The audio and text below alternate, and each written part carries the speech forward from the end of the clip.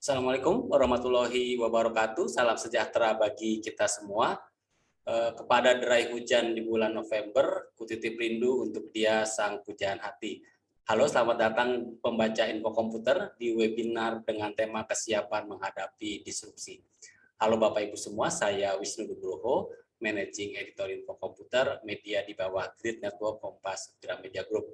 Selamat datang di Info Komputer Tech Catering, sebuah webinar yang rutin kami selenggarakan dan kami harapkan dapat menjadi tempat berdiskusi dan berbagi seputar pemanfaatan teknologi digital demi kemajuan perusahaan. Apa kabar Bapak Ibu semua? Semoga semua dalam kondisi sehat.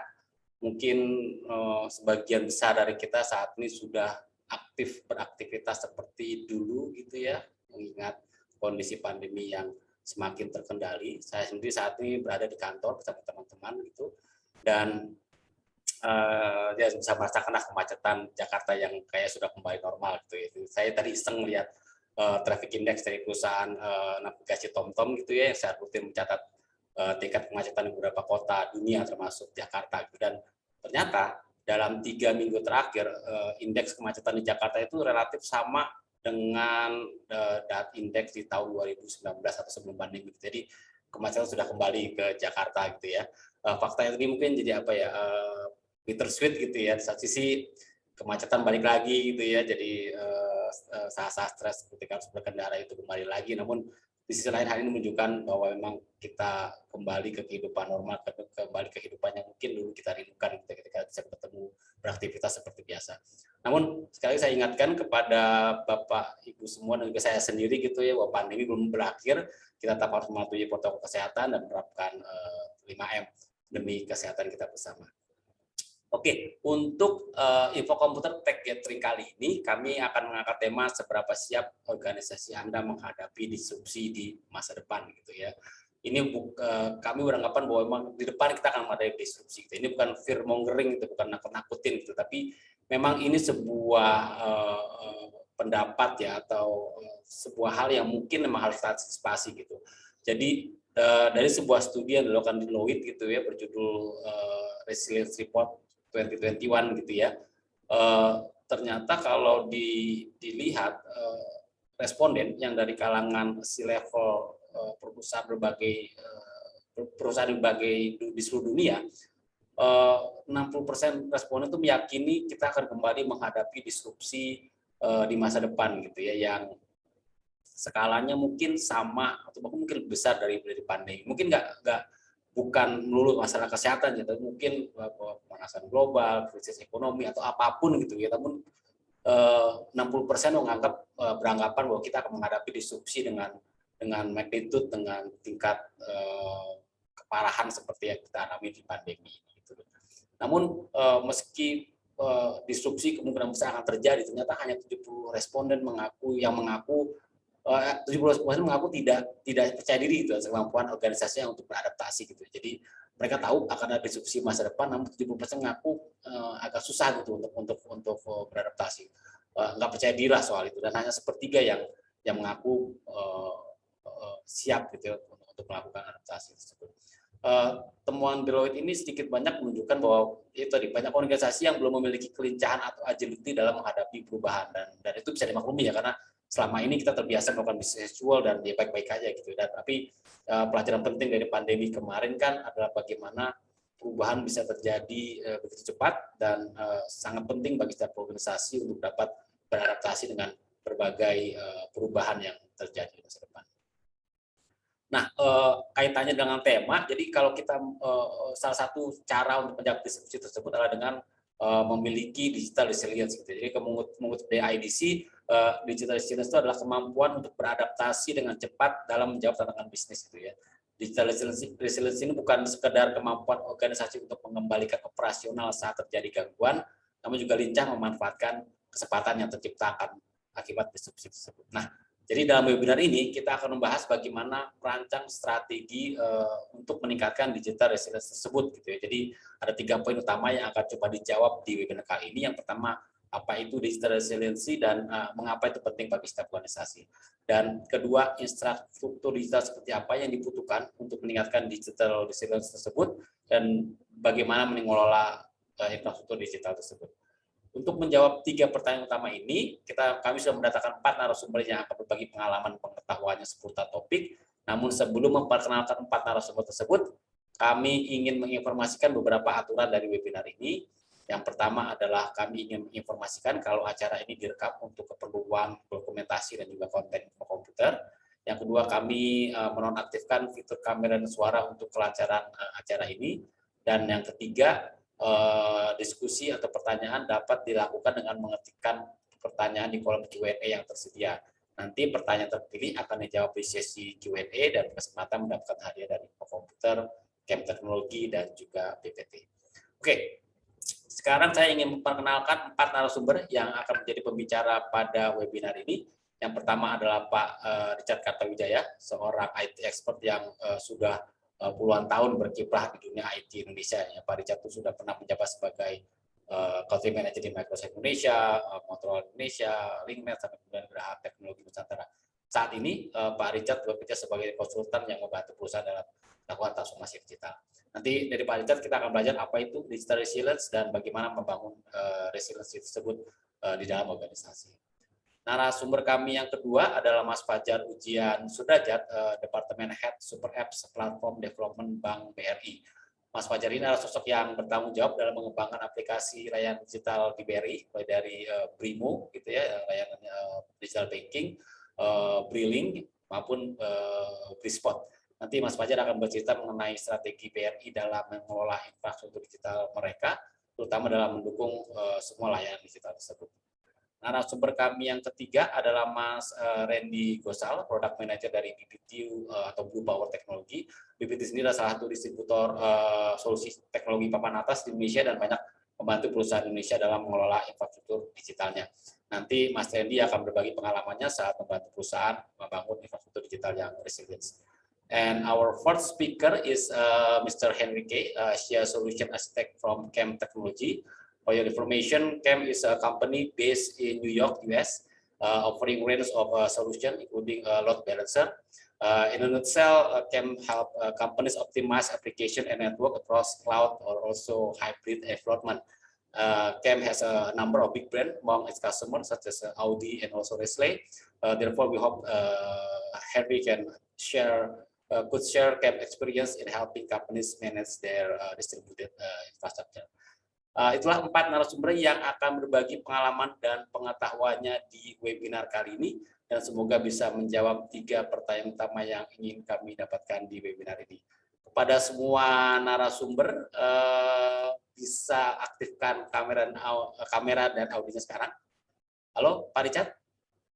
Apa kabar, Pak? Halo, selamat pagi Pak Wisnu, selamat pagi Pak Fajar, Pak Henry, dan Pak Randi. Pagi Mas Fajar. Selamat pagi semua audiens yang ikut di sini. Ya, halo Mas Randy juga Mr. Henry. Pak Richard gimana nih? Udah normal kehidupan apa itunya? Aktivitas kesehariannya gitu? Apa masih lebih banyak di rumah gitu? Lebih banyak di rumah, tapi rasanya lebih sibuk dibanding dengan biasa. Malah rapatnya bisa dari pagi ke pagi lagi, pagi ke malam banget ya Pak ya sekarang Pak ya? Iya betul, dari pagi sampai luar biasa malamnya. Kalau Mas Fajar Mas udah BRI udah gimana Mas? Udah balik ke kantor semua kayaknya? Udah atau gimana Mas? Ya, selamat pagi Mas Wisnu, Pak Richard, Henry, dan Randy. Ya, pagi. Di BRI sendiri kita sudah mulai ya mengikuti aturan dari pemerintah untuk mulai menurunkan level PPKM, di mana mostly semua pekerja sudah dimungkinkan untuk bisa WFO meskipun WFH tetap berlangsung karena terkait kecukupan space ya. Karena selama masa pandemi kemarin kita tetap intens untuk melakukan recruitment sehingga begitu sudah bisa WFO kembali, ini menjadi polemik tersendiri. Malah gedung udah tower bertower-tower tuh ya BRI ya, masih kurang juga ya Mas ya. Jadi ya, ke depan memang kita akan bangun capability untuk bisa work anywhere ya. Jadi dengan WFH pun kita bisa dapatkan speed maupun delivery yang diinginkan. Oke. Okay, I want also to say hi to Mr. Henry. How are you, Mr. Henry? Thank you for joining us from Singapore, right?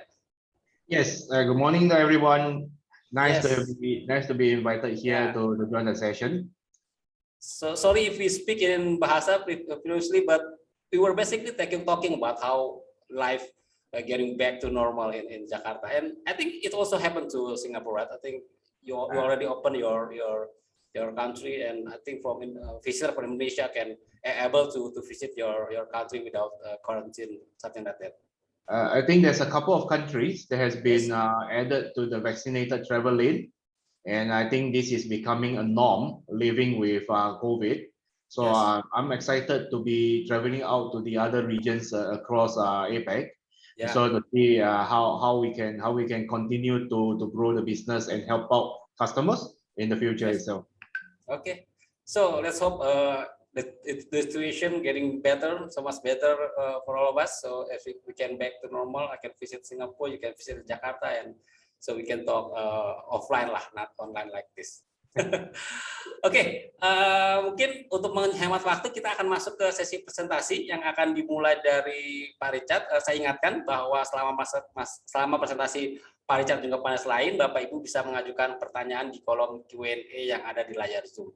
Nanti pertanyaan tersebut atau pertanyaan terpilih akan kami coba jawab di sesi Q&A. Oke, Pak Richard, silakan mulai presentasi. Saya antarkan presentasinya dengan pantun. Cinta Dinda seperti hangatnya sinar mentari pagi yang menghapus dinginnya malam yang menggigit. Silakan Pak Richard untuk memulai presentasi dengan durasi 15 menit. Silakan Pak Richard. Ya, terima kasih. Saya punya ini dulu. Saya punya slide. Oke.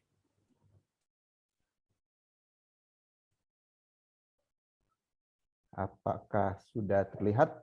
Ya, sudah terlihat Pak, tinggal di slide show aja. Ya, oke. Selamat pagi audiens semuanya. Selamat pagi kepada semua rekan-rekan yang ikut hadir di sini. Saya kebagian hari ini untuk bicara mengenai bagaimana enterprise untuk bisa mempersiapkan diri menjadi organisasi yang tangguh. Artinya satu resilience strategi yang bisa ditempatkan kepada enterprise. Mungkin saya akan start dengan satu quote dari Jokowi, presiden kita. Dia bilang, where we see challenges, I see opportunities. Indonesia challenges are your opportunities.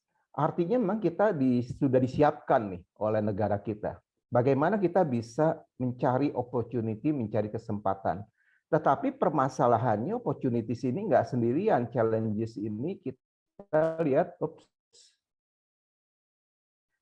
challenges ini kita lihat bahwa kita tuh membutuhkan beberapa hal yang kita perlu perhatikan. Pertama adalah challenges yang ada sekarang, ada pandemi, investasi yang sekarang orang tarik ulur masuk dengan sedikit-sedikit. Dulu kita bisa melihat bahwa ada billions dollars masuk ke Indonesia begitu saja. Sekarang ini nggak bisa. Biasanya orang main di 1-2 million as a start.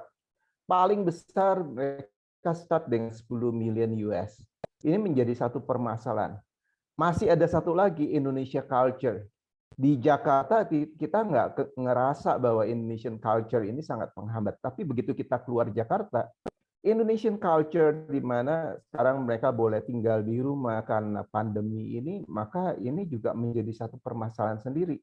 Dan Indonesia ini banyak sekali punya permasalahan dengan culture yang muncul belakangan di dunia. Di dunia, kita muncul satu culture baru yang disebut dengan data culture. Budaya dengan berbasiskan data. Di mana budaya ini melihat data ini menjadi salah satu patokan utama yang bisa diterjemahkan jadi informasi, menjadi knowledge, dan menjadi wisdom.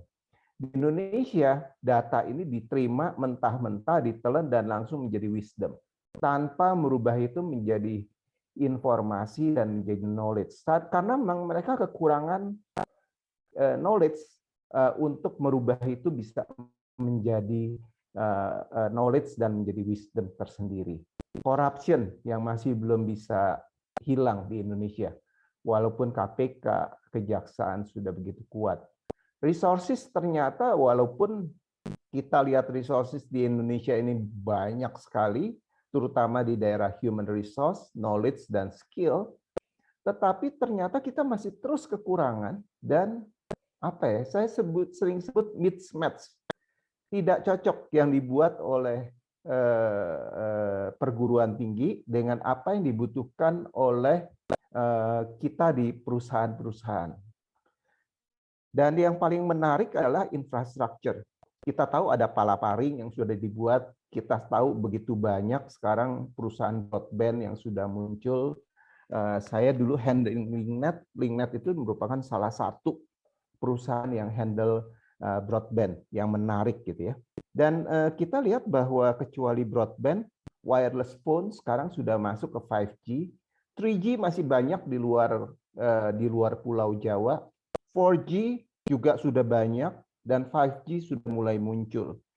Smartphone sudah di mana-mana, harganya juga semakin murah, data center juga sudah makin kuat, dan kita sudah masuk ke dalam tier 4 untuk data center.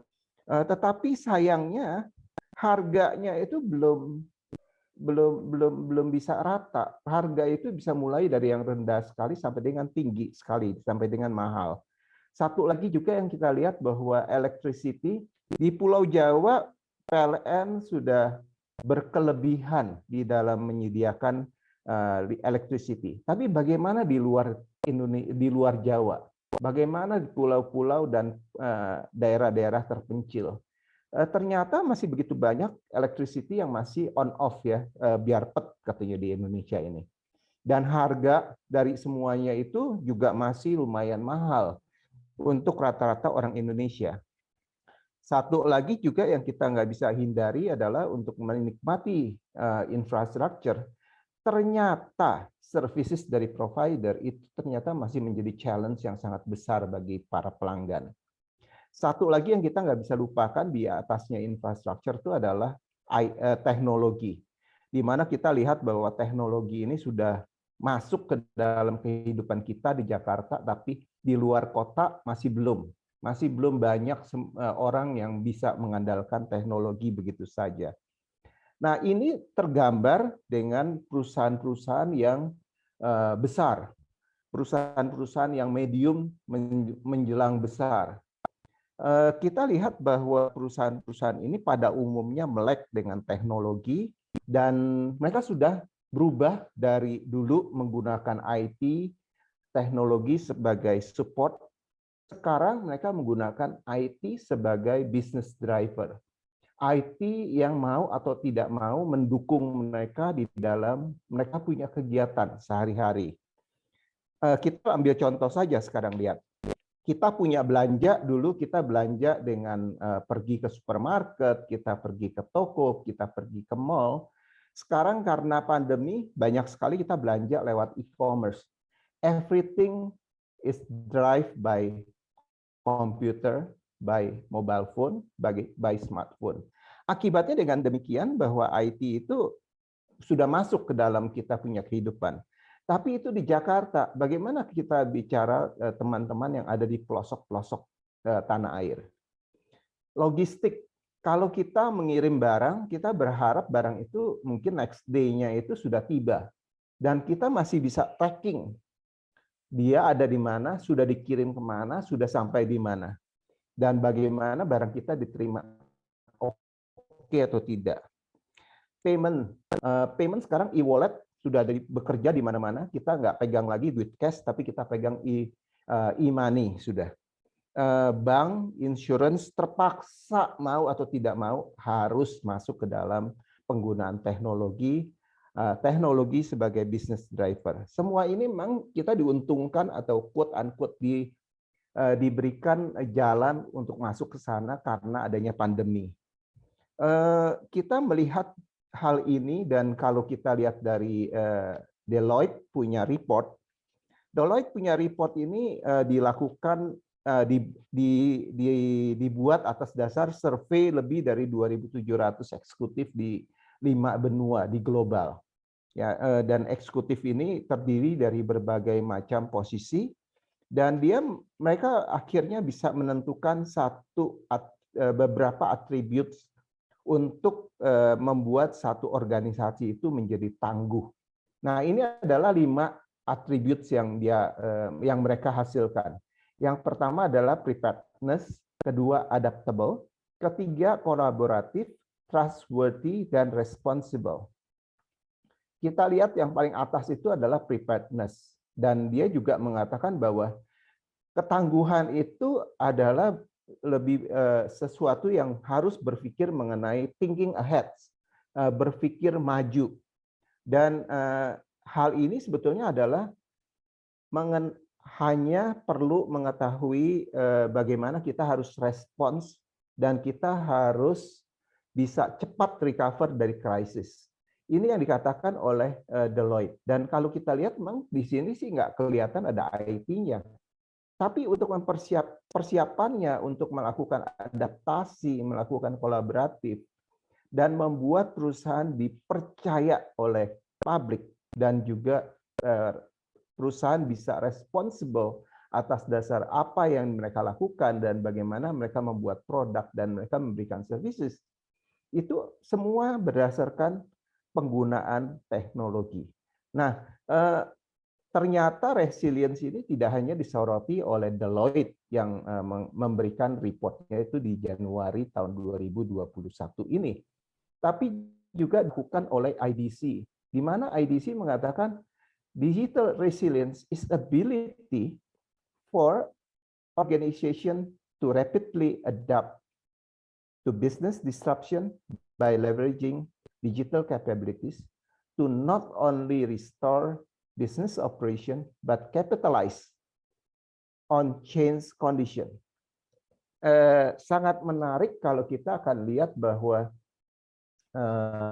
digital resilience itu sebetulnya adalah kemampuan dari sebuah organisasi yang secara cepat bisa beradaptasi terhadap disrupsi bisnis dengan mengandalkan digital capabilities, kemampuan dari perusahaan itu menggunakan digital, menggunakan teknologi, dan kita restore balik yang namanya business operation.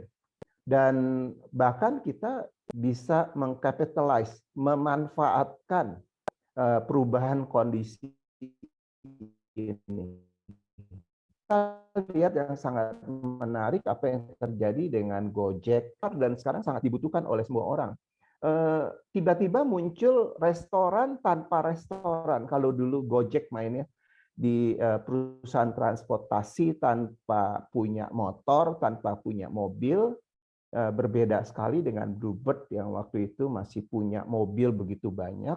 Sekarang ini Gojek berbeda, Grab juga berbeda. Sekarang restoran mulai muncul, restoran tanpa mempunyai koki, tanpa mempunyai dapur.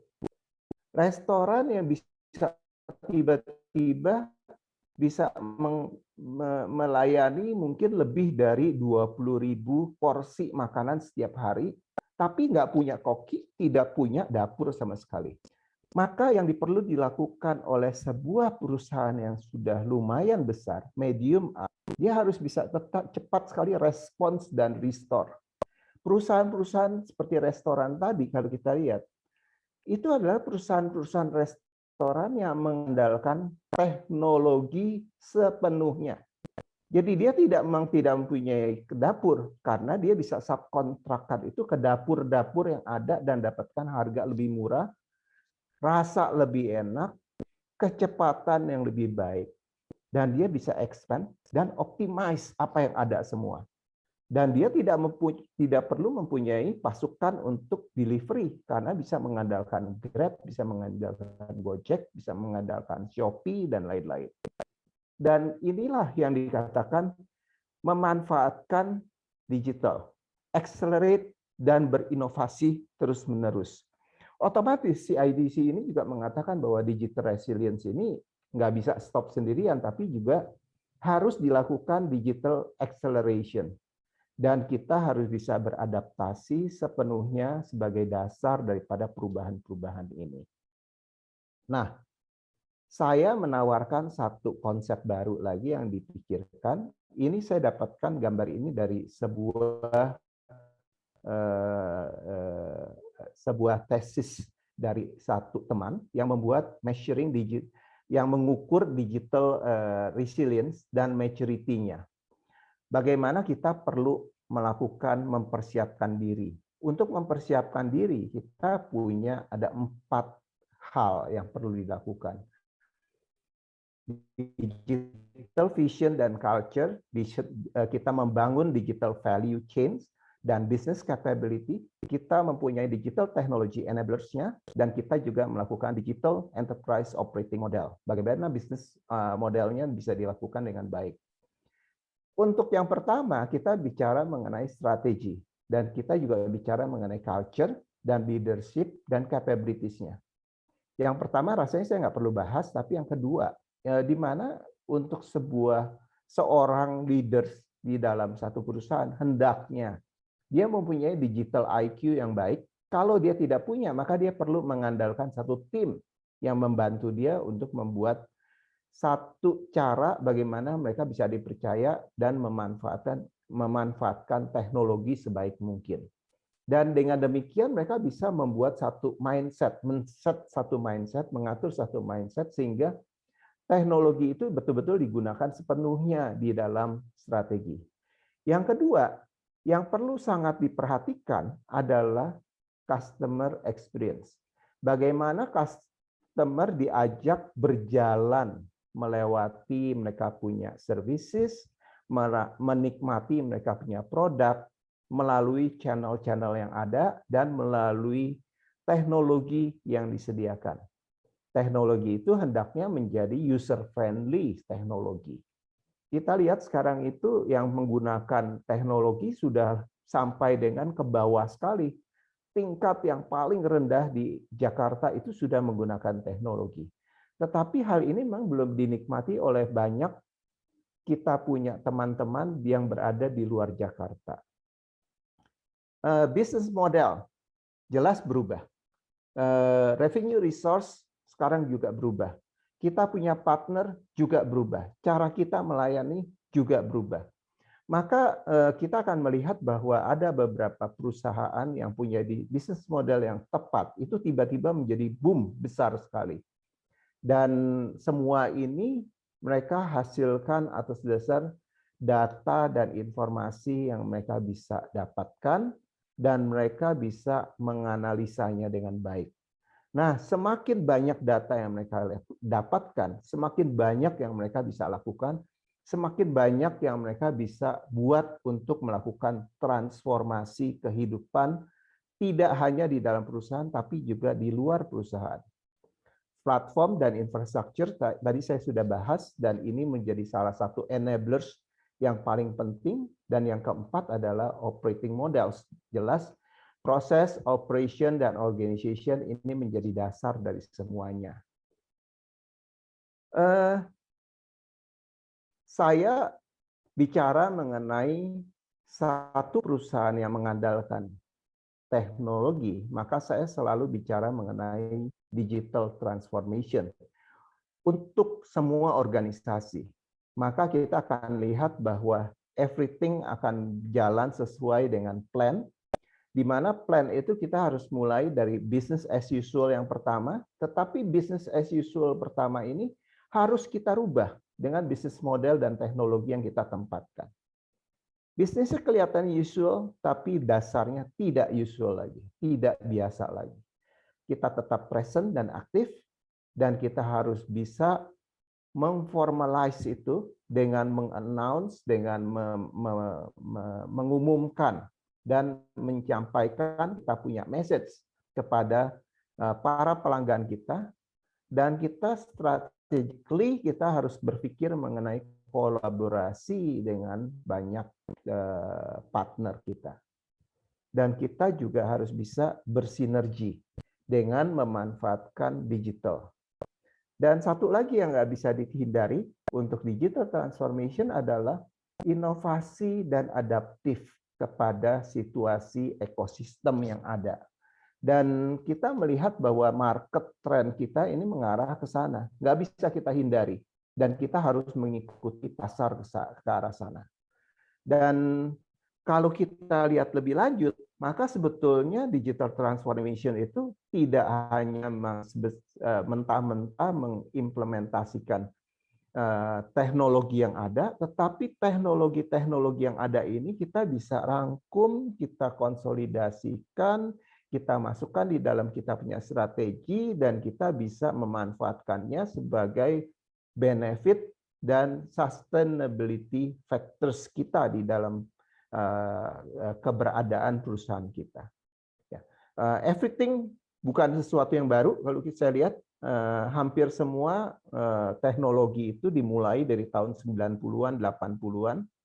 Tetapi sekarang ini berubah menjadi lebih baik, lebih accurate, lebih kecil, lebih cepat.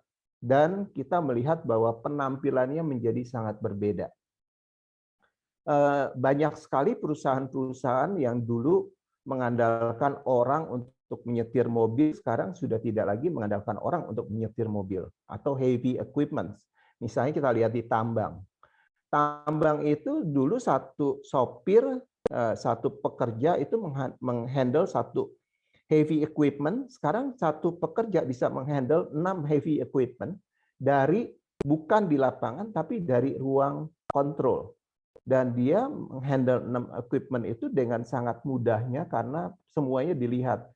Apa yang diandalkan?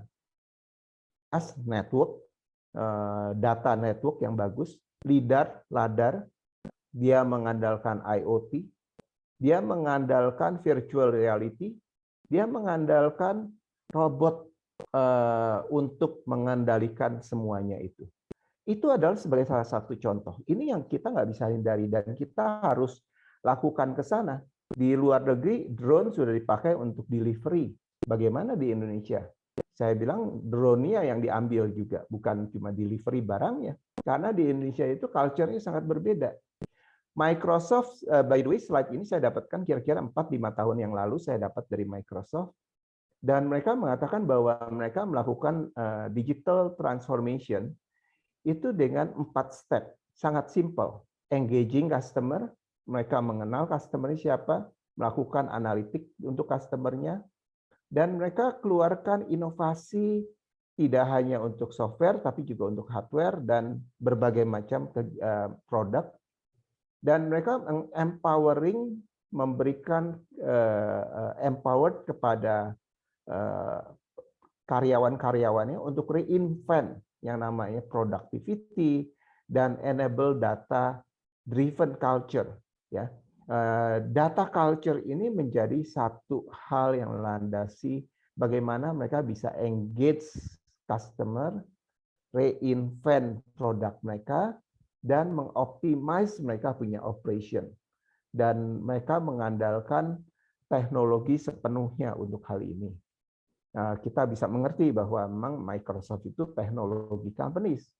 Dan transforming the product, innovate the product, dan satu lagi yang tidak hanya produk tapi adalah business models.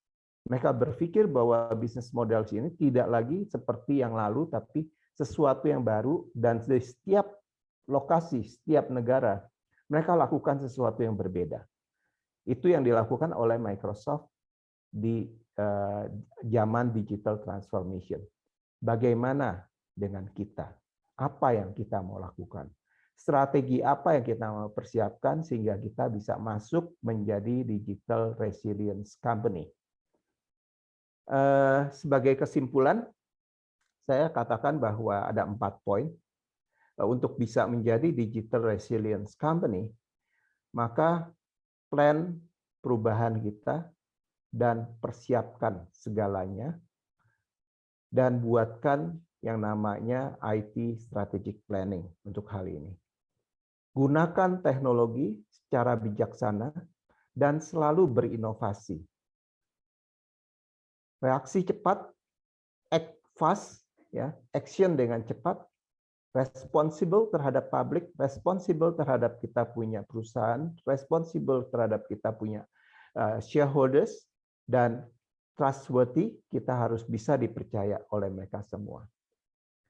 Mungkin itu saja yang bisa saya sampaikan. Semoga bisa memberikan inspirasi yang baik bagaimana kita bisa membuat yang namanya digital resilience enterprises di Indonesia. Thank you. Saya Richard Kartawijaya. Ini adalah email saya dan mobile phone saya. Silakan kontak. Thank you.